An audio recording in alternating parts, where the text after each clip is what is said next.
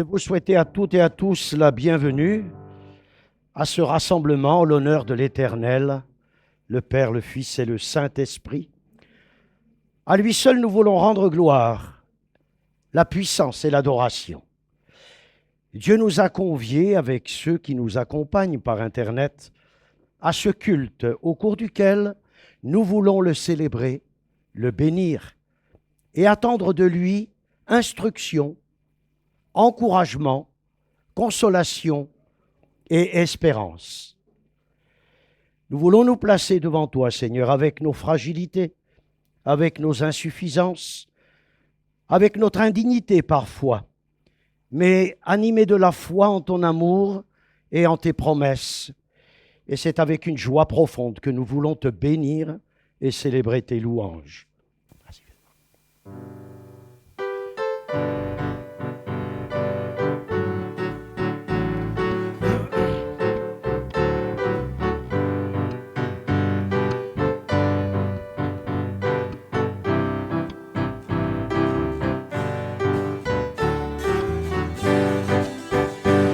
Joyeux, bénissons le Seigneur.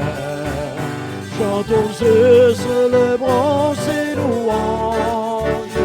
Adorons avec foi le Sauveur. Nous joignant aux célestes phalanges. Gloire à Dieu, gloire à Dieu. Que ce chant retentisse en tout lieu.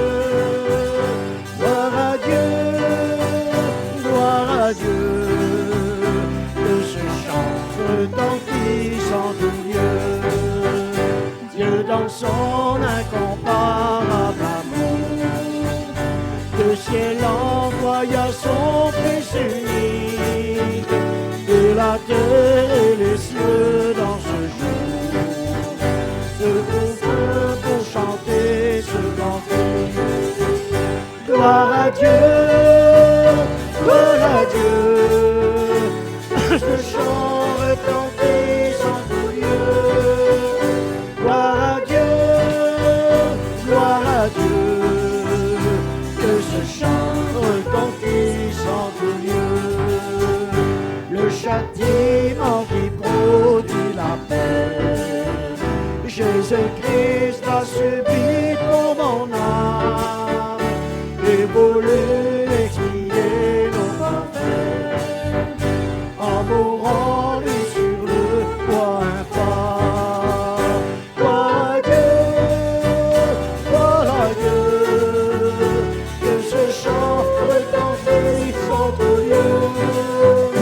Gloire à Dieu, gloire à Dieu, que ce chant retentisse en tout lieu.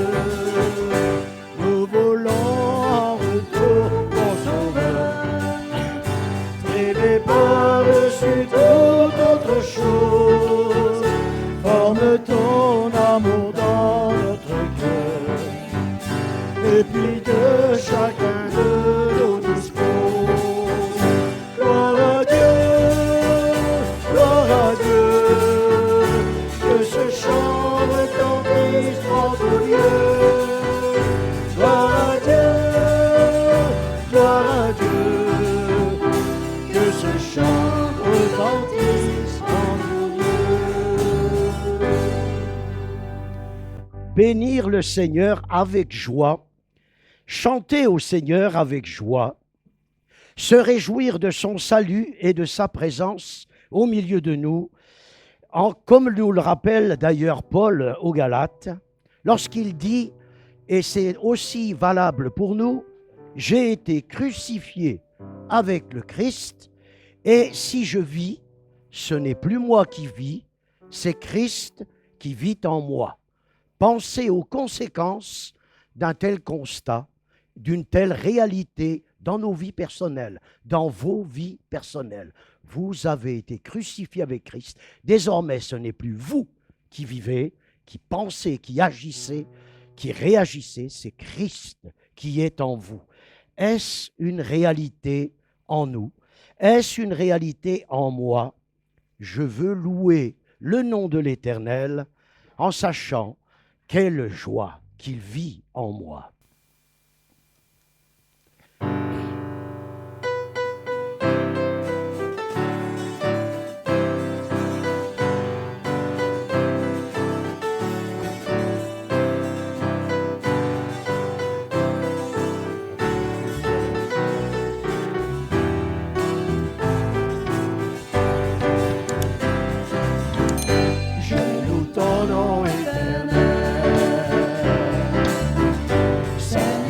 Célèbre ta bonté, quelle joie tu vis en moi, quelle joie Tu viens du ciel sur la terre, tu viens du ciel sur la terre, montrer la voie de la terre à la croix, payer pour moi de la croix jusqu'au tombeau et du tombeau jusqu'au ciel. Je loue ton nom éternel, je loue ton nom éternel, je loue ton nom éternel. Seigneur, je célèbre ta bonté, quelle joie tu vis en moi, quelle joie tu viens pour nous sauver. Tu viens du ciel, tu viens du ciel sur la terre, montrer la voie de la terre à la croix, payer pour moi de la croix jusqu'au tombeau et du tombeau jusqu'au ciel. Je loue ton éternel. Tu viens du ciel, tu viens du ciel sur la terre, montrer la voie de la terre à la croix, payer pour moi de la croix jusqu'au tombeau et du tombeau jusqu'au ciel. Je loue ton nom éternel.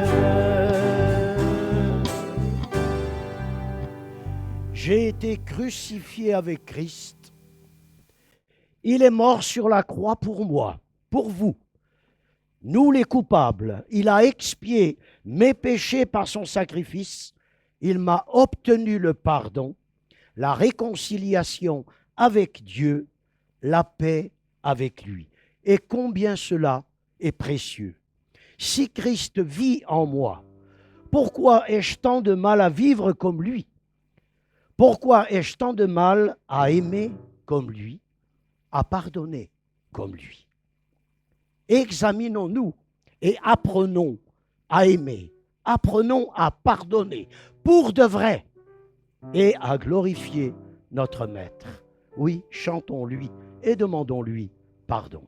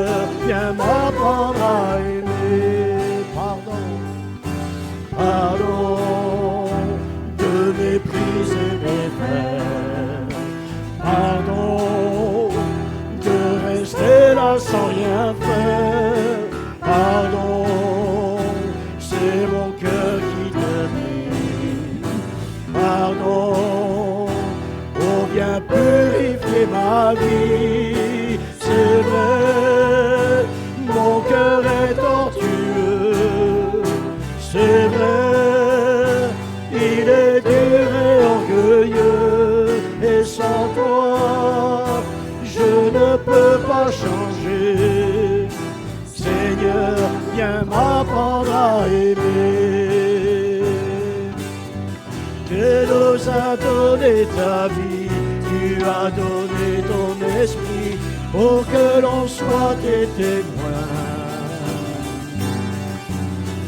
Tu as dit c'est par l'amour que le monde qui nous entoure verra que tu es vivant. Alors entends nos prières, viens renverser nos barrières, viens nous apprendre à aimer. C'est vrai, nos cœurs sont tortueux, c'est vrai, ils sont durs et orgueilleux, mais par toi, nous serons transformés. Seigneur, rétablis l'unité. C'est vrai, mais toi tu as payé. C'est vrai, mais toi tu as tout changé. Et par toi, nous serons transformés. Seigneur, rétablis l'unité. Seigneur, rétablis l'unité. Seigneur, rétablis l'unité. Lorsque Claudine et moi, nous étions en Italie, j'ai été appelé à prêcher alors que ce n'était pas du tout mon intention. Surtout que je ne pratique pas cette langue. Mais il y avait là sur place un traducteur tout indiqué qui s'appelait Enzo et qui était soutenu par sa femme lorsqu'il était défaillant. Alors nous avons fréquenté une petite église dans cette petite ville de Mazzarone. Je vous le donne avec l'accent, hein, parce que je me suis entraîné. Et nous avons fréquenté cette petite église tous les mercredis soirs et nous avions des moments superbes, à la fois de louange, mais aussi de communion particulière. Et puis un dimanche, nous sommes allés dans une ville plus importante avec une communauté où il y avait à peu près là, 400 membres. C'était immense et franchement impressionnant. On se serait cru un petit peu à la porte ouverte à Mulhouse. Alors, bien entendu, il y avait des musiciens, des chanteurs, des chanteuses qui ont pris un soin tout particulier à bien jouer, à bien chanter, et ça c'est bien, c'est normal. C'est normal que l'on cherche à se perfectionner. Mais à un moment donné, je me disais, je me sens davantage dans une salle de concert que dans une église. Et ça me mettait un peu mal à l'aise. Parce que j'avais l'impression que là, sur scène, c'était la scène, il y avait un groupe de musique qui se produisait, et puis des réactions dans la salle qui s'apparentaient à celles que l'on peut avoir dans un concert du monde. Je suis allé à plusieurs concerts, voir des chanteurs, des chanteuses, et je dis, mais il n'y a pas grand-chose de différent.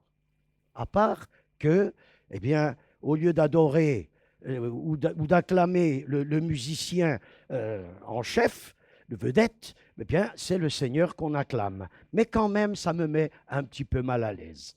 Et puis, David Wilkerson, vous connaissez David Wilkerson? Levez la main, ceux qui ont entendu parler de ce nom. Oui, il y en a quand même pas mal. C'est celui qui a écrit La croix et le poignard. C'était un pasteur, je dis bien c'était, puisqu'il est décédé, pentecôtiste. Et ce pasteur-là fait un travail énorme et il est à l'origine de la conversion de ce bandit que l'on appelle Nicky Cruz, qui est devenu évangéliste. Il s'est mêlé à ces combats de rue où s'affrontaient des gangs et il prêchait l'évangile de manière inlassable. Et il est parvenu, par la grâce de Dieu, à toucher le cœur de Nicky Cruz. Et voilà ce qu'il écrivait peu avant sa mort. Dans nos églises, actuellement, on copie beaucoup ce qui se fait dans le monde. Et il dit, l'église, ce n'est pas un concert. Ce n'est pas un concert. Et ce qui le désolait, c'est qu'on valorise de plus en plus le chant, la musique, la louange, et on néglige, disait-il, l'enseignement aux chrétiens à plier le genou. c'est-à-dire à prier. Voilà ce qui est négligé dans les églises. On se fait plaisir avec des chants qui sont beaux. Il n'y a rien à dire par rapport à cela. Mais il faut savoir garder l'équilibre dans la communauté et apporter à Dieu et recevoir de Dieu ce qu'il faut dans un équilibre. Alors, vous allez vous mettre deux par trois, par quatre, comme vous pouvez, et puis vous allez prendre un petit temps de prière pour louer le Seigneur. Pour louer le Seigneur. Faites un petit peu de bruit, on s'en fiche, hein, pas trop pour que les autres à côté puissent prier, mais tournez-vous vers vos amis là, et puis on se prend 5 minutes pour prier ensemble, s'il vous plaît.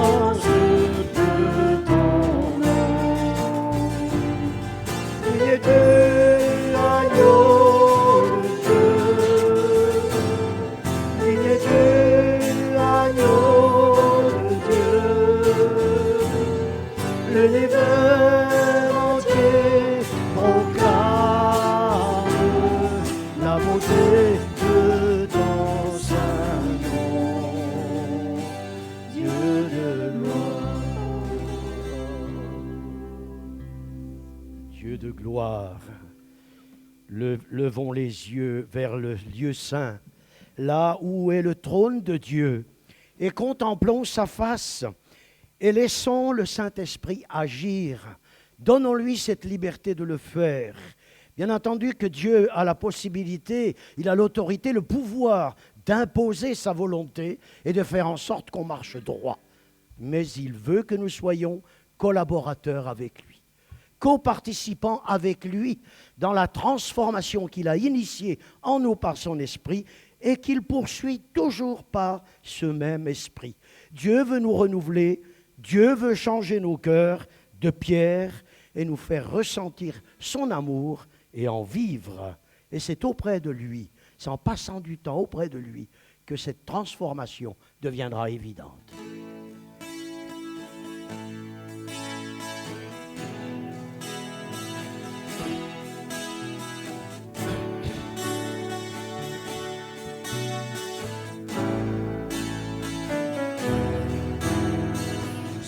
auprès de Dieu que je veux me tenir. Il est mon Seigneur, mon roi. C'est auprès de Dieu que je peux ressentir tout l'amour qu'il a pour moi.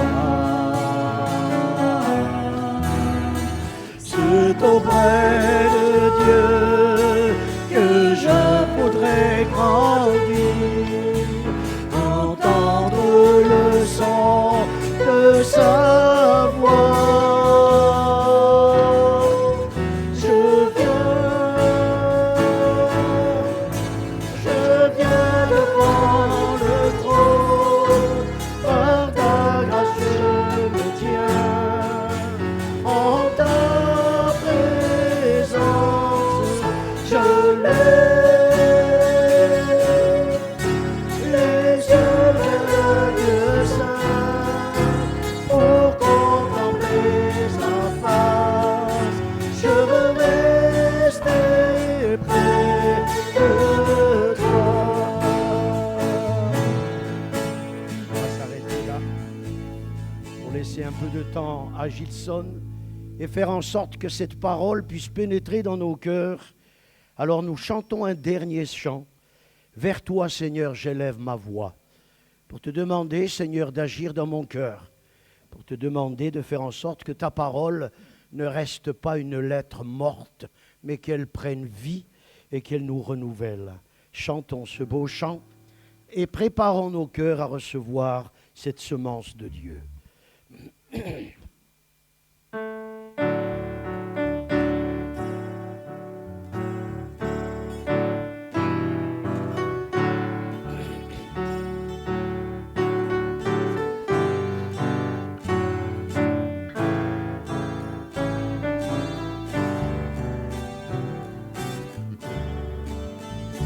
Vers toi, Seigneur, j'élève ma voix pour t'adorer, mon Sauveur, mon Roi. Reçois, Seigneur, comme un doux parfum, l'amour et le chant de nos cœurs reconnaissants. Vers toi, Seigneur, j'élève ma voix pour t'adorer, mon Sauveur, mon Roi. Reçois, Seigneur, comme un doux parfum, l'amour et le chant de nos cœurs reconnaissants.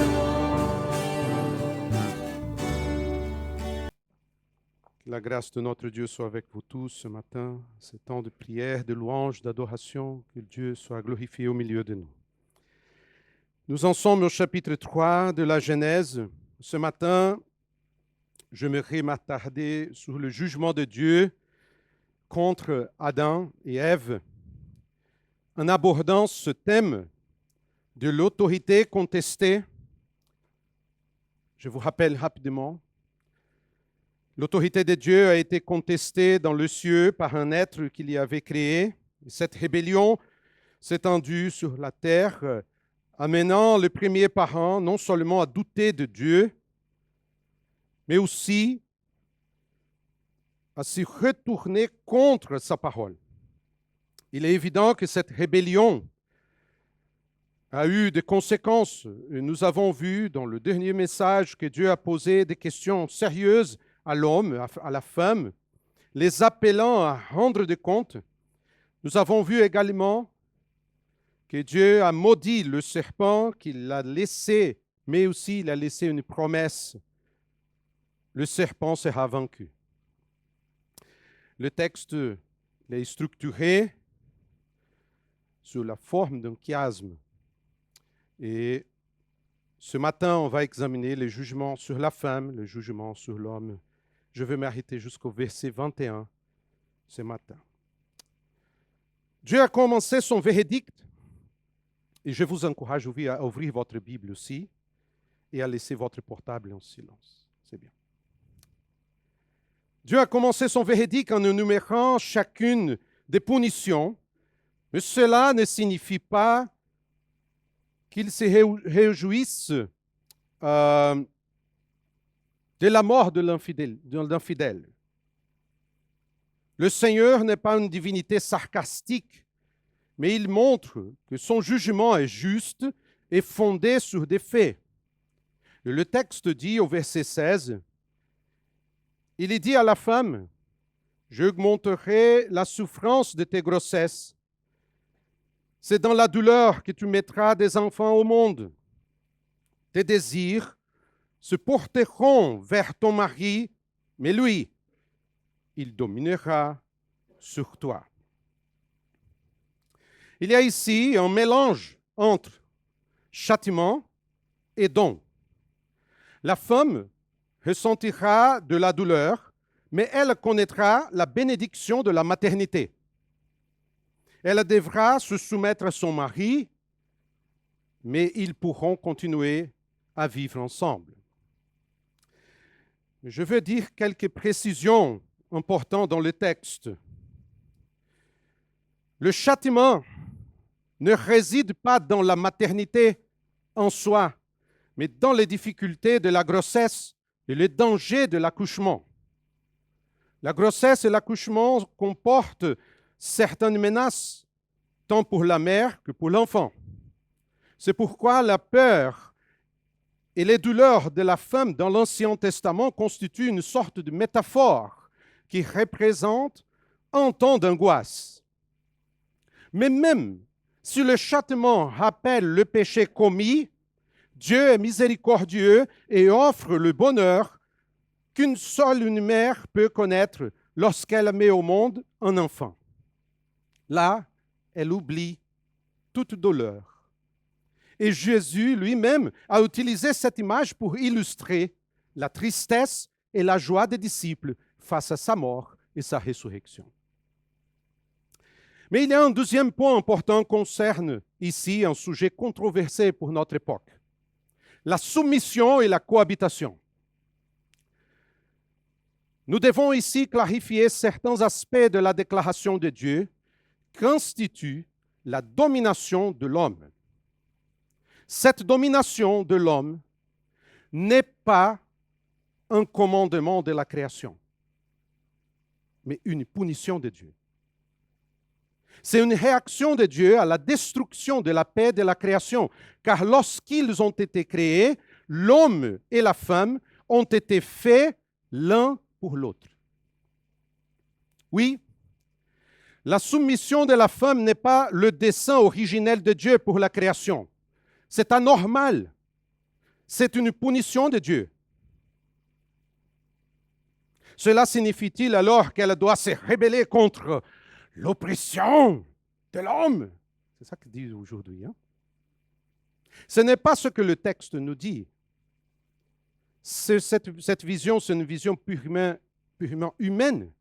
Elle déforme la vérité et crée davantage de problèmes. Selon les Écritures, la condition initiale était que la femme devait trouver la réalisation, la joie et l'honneur dans cette relation avec l'homme, formant ensemble une unité parfaite. Mais aujourd'hui, à cause du péché, elle doit se soumettre et se rendre. Et il y a un autre aspect dans ce châtiment que Dieu inflige à la femme. Tes désirs se porteront vers ton mari, mais lui, il dominera sur toi. La domination de l'homme résulte du désir de la femme. Le mot désir, ici, peut signifier instinct, émotion, passion qui pousse vers. Qu'est-ce que cela signifie? que le péché a également affecté la sexualité qui a perdu sa forme originelle. Auparavant, la communion sexuelle consistait à former une seule chair. Mais avec la chute, elle est devenue une question de victoire et de défaite, de dépendance et de despotisme. C'est pourquoi nous voyons tout au long de l'histoire humaine cette dégradation du sexe et de l'amour, transformée en prostitution, dépravation, abus et pornographie. Mais Dieu a également jugé l'homme, et avec un plus de sévérité. Versets 17 et 19. Il dit à l'homme, « Puisque tu as écouté ta femme et mangé du fruit au sujet duquel je t'avais donné cet ordre, tu n'en mangeras pas. Le sol est maudit à cause de toi. C'est avec peine que tu en tireras ta nourriture tous les jours de ta vie. Il te produira des ronces de chardon et tu mangeras de l'herbe champ. C'est à la sueur de ton visage que tu mangeras du pain. C'est jusqu'à ce que tu retournes à la terre, puisque c'est d'elle que tu as été tiré. Oui, tu es poussière, et tu retourneras à la poussière. La sentence prononcée contre l'homme est très détaillée, mais avant tout, Dieu rappelle la transgression d'Adam, puisque tu as écouté ta femme et mangé du fruit. Ce rappel visait à montrer que le jugement qu'il devait recevoir n'était pas le caprice d'une divinité, mais le juste jugement du roi de l'univers. À cause de l'homme, la terre a été maudite, c'est-à-dire qu'elle a été placée sous le jugement de Dieu. Le mot invoque l'autorité de Dieu pour exclure la personne, le lieu, l'animal, l'objet de la bénédiction et le condamner à la frustration, à la futilité, à la destruction éventuelle. Mais le châtiment de Dieu contient également une preuve de miséricorde divine. On va voir le texte. Il y a 4 choses dans le jugement de Dieu. Le travail quotidien de l'homme sera marqué par la fatigue. Désormais, il devrait faire face aux épines, aux ronces, une menace permanente qui se traduit par des difficultés et des déceptions. La routine de l'homme sera marquée par des succès et des échecs. Il souffrira de l'inutilité, de l'inactivité et du fardeau de la vie. Cependant, il poursuit la même mission que celle qui lui a été confiée dans le jardin, celle de cultiver la terre. Il est toujours capable de travailler, mais désormais, c'est à la sueur de son front qu'il gagnera son pain. Si auparavant, le travail était agréable et paisible, il sera désormais dur et difficile. Une deuxième chose qu'on voit, c'est la malédiction de la terre. Manifeste néanmoins la grâce de Dieu. La terre, malgré le chardon, les épines, continuera à produire les fruits de la culture. Les mauvaises herbes ne prennent pas le dessus, car au milieu d'elles, le fruit continue à pousser.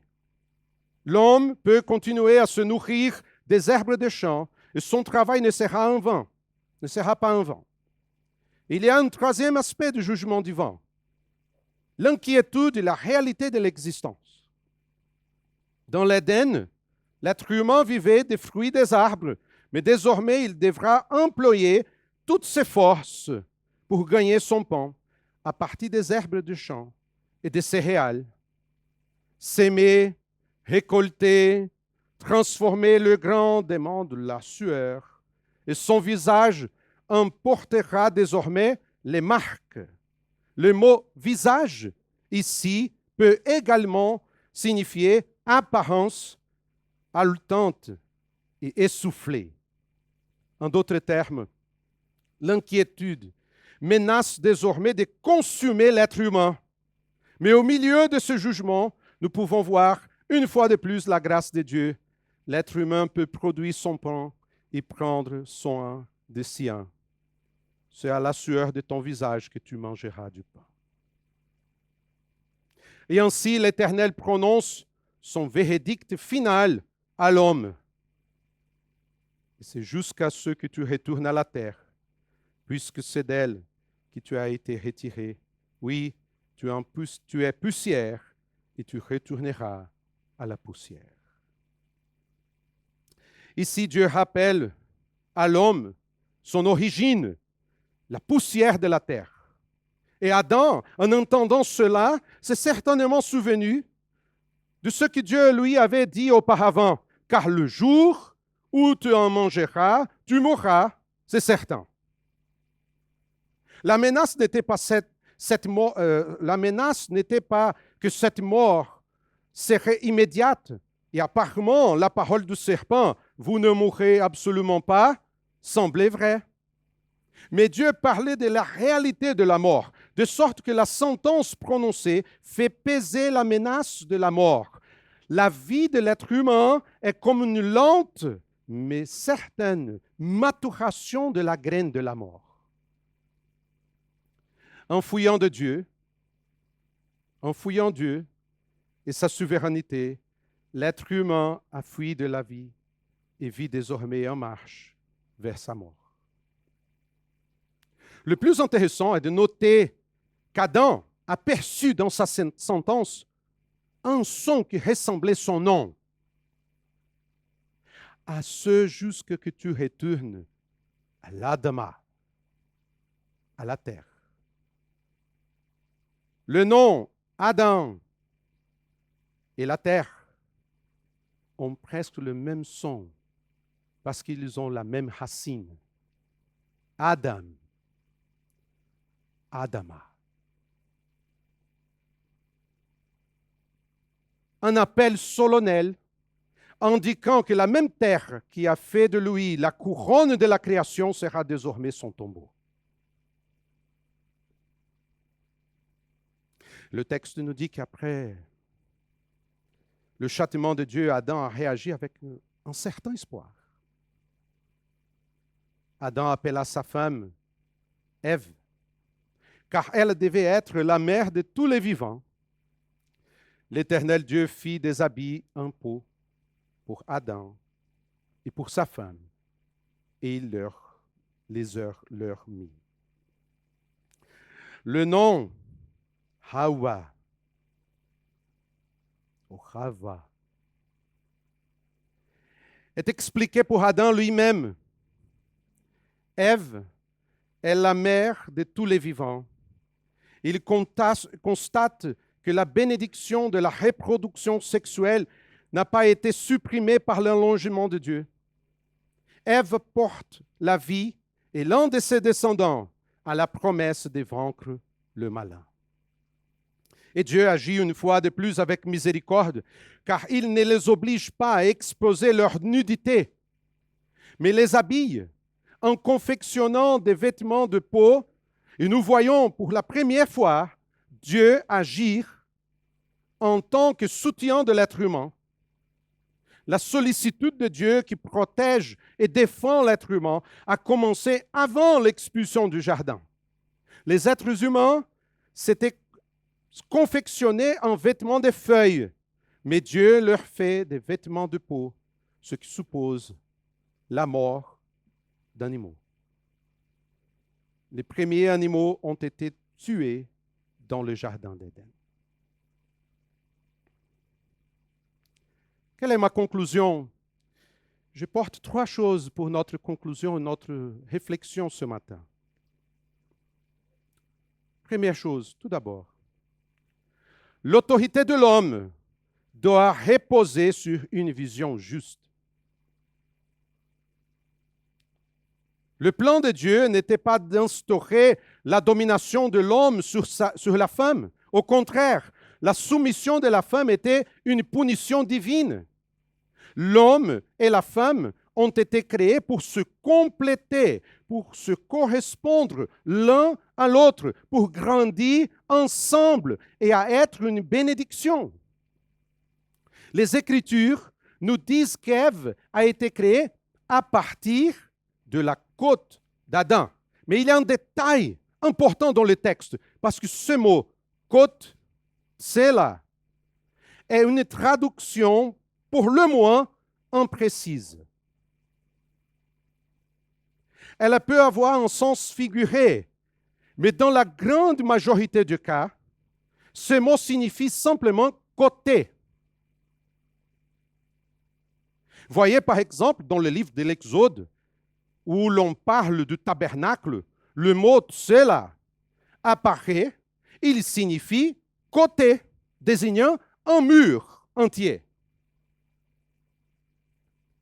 En d'autres termes, Dieu n'a pas créé la femme à partir de l'homme comme un sous-produit. Il n'a pas pris un petit os d'Adam. Le texte suggère que Dieu a divisé l'être humain originel en Dieu, de sorte que la femme n'est pas un accessoire de l'homme, mais elle est l'autre moitié. C'est pourquoi Dieu l'a présentée comme une aide qui lui soit opposée, au sens qui lui corresponde. Cela peut se traduire par celle qui complète l'homme ou la partie qui manquait à l'homme. Ainsi, Dieu a donné la femme à l'homme pour qu'elle l'aide, le soutienne, l'accompagne, même lorsqu'il s'agit de vivre dans l'obéissance et la liberté dans les limites établies par Dieu. Par exemple, lorsque nous nous regardons dans le miroir, nous pouvons voir notre côté droit, notre côté gauche.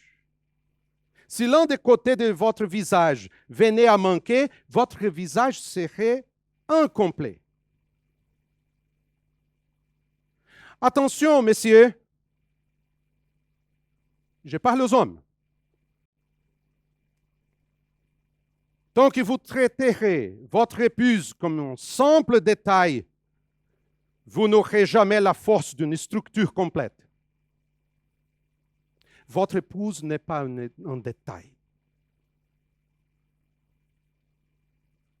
Un homme sans une femme n'est pas célibataire. C'est une moitié qui se trouve dans une situation structurellement instable, à la recherche de son équilibre. Bien que Dieu ait déclaré la domination de l'homme sur la femme, souvenez-vous que ce n'est pas un commandement de la création. Son autorité doit s'exercer selon un autre paramètre, celui du Christ. Éphésiens chapitre 5, versets 25 à 28. Et quel est le modèle de Christ? Celui d'un dévouement total, d'engagement, d'un sacrifice en faveur de la femme. L'autorité de l'homme sur la femme doit reposer sur le principe de l'amour inconditionnel et dévoué. Quand le texte de Genèse dit « Il dominera sur toi », cela renvoie davantage à une notion de domination liée à une autorité légale. Le terme « machal », c'est un terme modéré, plus modéré que celui que Dieu a utilisé à l'égard de l'homme en Genèse 1, 28. De dominer. Là, Genèse 1, 28, c'est dominer dans le sens d'un pouvoir absolu. Le mari ne doit pas être un dictateur, un dominateur qui soumet la femme comme s'il était un roi absolu. C'est le contraire. La Bible dit que cette action humaine est aussi diabolique. Ce n'est pas le modèle de Dieu. L'autorisation donnée par Dieu à l'homme de dominer a une limite. Et cette limite, c'est Christ. Je vais explorer ce sujet après dans le texte d'Éphésiens. Deuxième chose, chaque jugement de Dieu se manifeste également sa grâce. Parce qu'on peut lire ce texte et dire, oh là là, le jugement de Dieu. Oui, mais il est à la grâce de Dieu. Le jugement d'Adam et Ève était tout à fait juste et équitable. La femme a reçu 2 châtiments. L'homme en a reçu 4. Mais aucun de ces 6 châtiments n'était sans espoir. Savez-vous pourquoi? Parce que Dieu n'abandonne pas, mais permet pour l'instant à l'être humain de continuer à vivre. Face à l'infidélité et à la désobéissance, Dieu répond par la fidélité et la grâce. Cela me rappelle ce que David a dit dans les psaumes, car sa colère dure un instant, mais sa grâce, toute la vie. L'Écriture est pleine de manifestations de la miséricorde de Dieu au milieu de son jugement.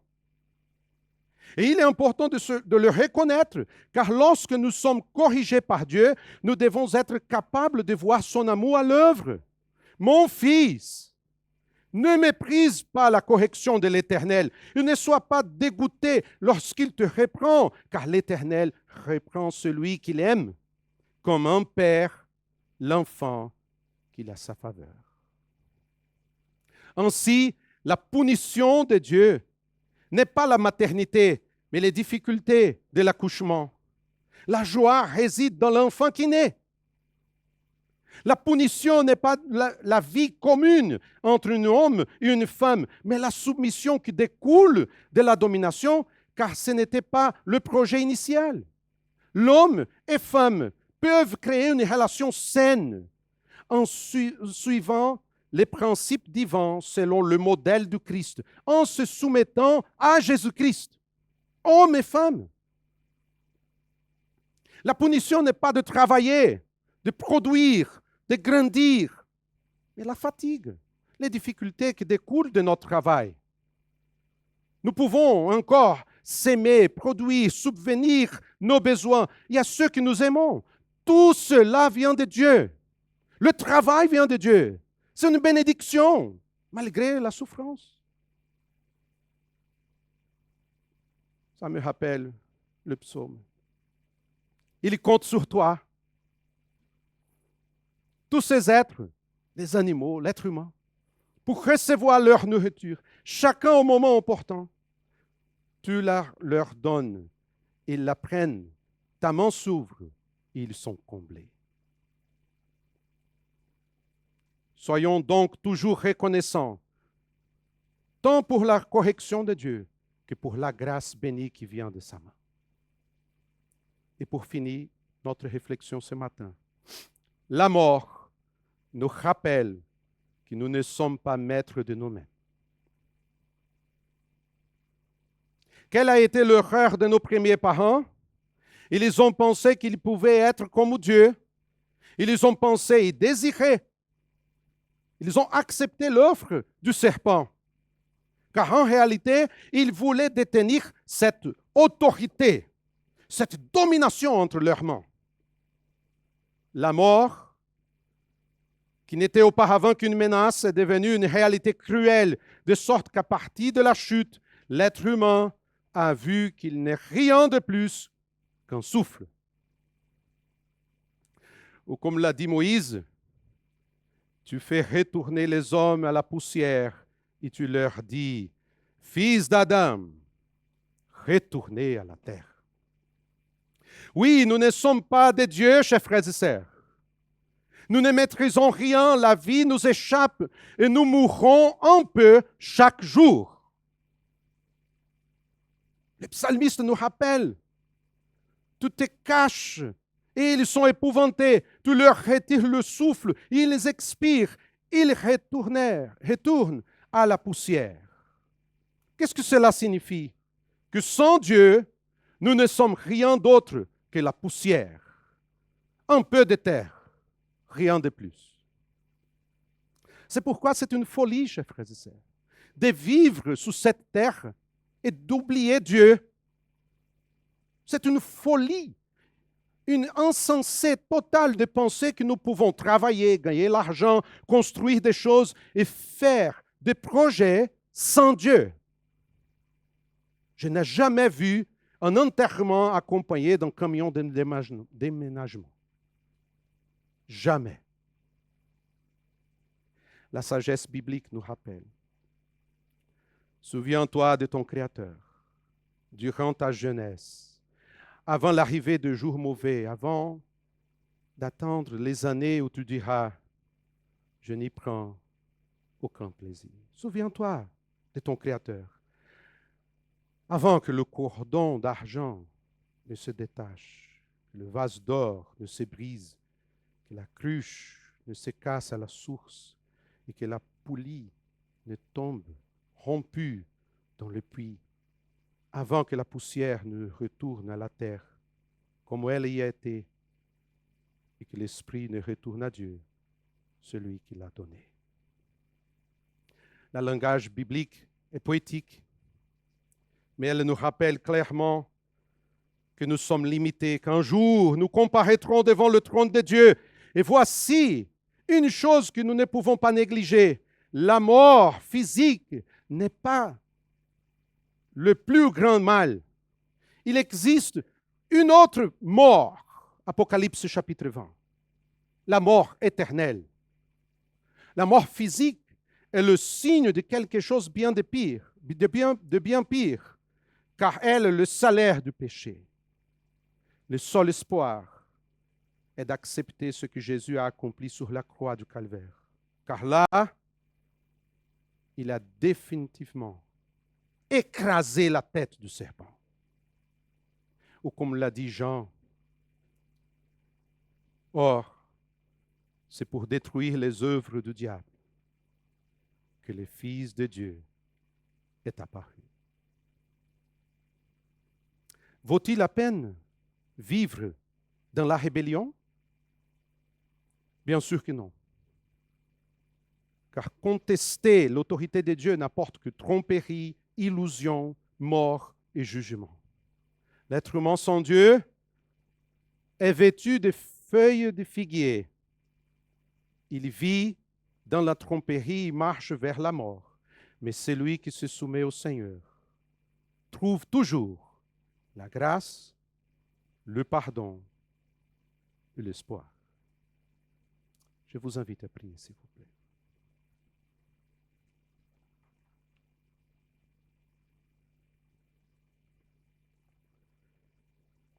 Notre Dieu, notre Père, ta parole est toujours pertinente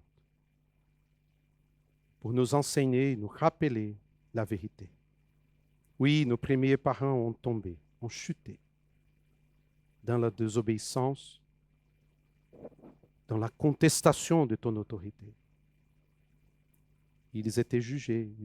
Aujourd'hui, nous voyons ton jugement encore. Et comme nous rappelle ta parole, ta grâce est toujours là. Nous te demandons au nom de Jésus ta miséricorde pour qu'on puisse vraiment profiter de ta grâce et nous soumettre à ta volonté. Tu es le roi, tu es le Seigneur absolu. Et nous te demandons au nom de Jésus que tu puisses être le Seigneur de chaque mariage, de chaque relation entre hommes et femmes. Que la domination soit celle du Christ. Une domination d'amour. Que la soumission soit une submission d'amour à Jésus. Que notre travail soit pour ta gloire. Et que chaque jour on puisse se rappeler qu'on marche vers ton trône. Un jour, la mort sera là. Nous te demandons, au nom de Jésus, que chaque jour on puisse vivre en se rappelant que notre vie n'est pas de gagner d'argent, de construire des choses dans le monde, d'accumuler des biens, mais de construire, d'accumuler des biens spirituels, un trésor qui est gardé pour toi-même, Seigneur. la couronne de vie. Bénis chacun, chacune ici ce matin, au nom de Jésus. Amen.